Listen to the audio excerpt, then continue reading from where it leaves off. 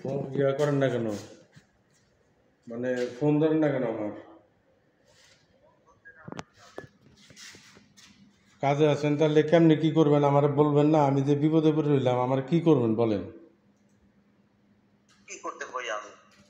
7.5 কথা পাব। 7.5 টাকা পাইনি ভাই। আমি খুব বিপদে আছি এতে। তা বুঝলাম, কিন্তু 5 লাখ টাকার মধ্যে মাত্র 20,000 টাকা দিলেন, আরো 4.5 স্যারের সাথে কথা বল, স্যারের সাথে কথা বল। আমি তো কথা পারি ভাই, বুঝেন? তো হে তো ফোন ধরে না, এখন আমি কি করব বলেন আমাকে? আমি কি করতে কই কর? না আপনি আমার কথা বুঝলেন, আপনি রাগ করেন না। ভাই আমি কাজে আছি। আচ্ছা ঠিক আছে, কাজে থাকেন, আপনাকে ডিস্টার্ব করবো না। আমার খালি একটা কথা শুনেন। আপনি যে গত সপ্তাহে যে বারবার বলছিলেন যে আস্তে আস্তে হবে, হচ্ছে, আমি দিব, এটা আমি লোকের সাথে বসে কথা বলছি ভাই। যে লোক আমার টাকা দেবে সেই লোকের সাথে বসে কথা বলতেছি। তাহলে কি আপনি টাকা নিয়ে কি আমারে পাঠাবেন আজকে?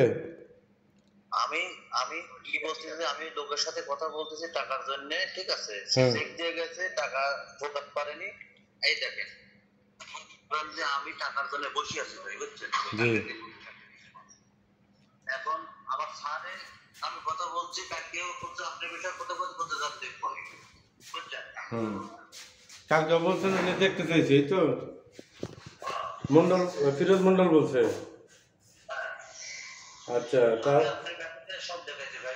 আপনার প্রতি তো আমার কোনো অভিযোগ নেই ভাই, আপনি আমার সাথে এইভাবে আমি রাগ করি না আপনার প্রতি, কিন্তু আপনার ফিরোজ সাহেব যদি, ফিরোজ মন্ডল যদি ঠিক মতো কাজটা না করে আমার টাকাটি যদি না ফেরত দেয়, তো তার জন্য তো আপনাকে তো আর আমি দোষ দিতে পারি না।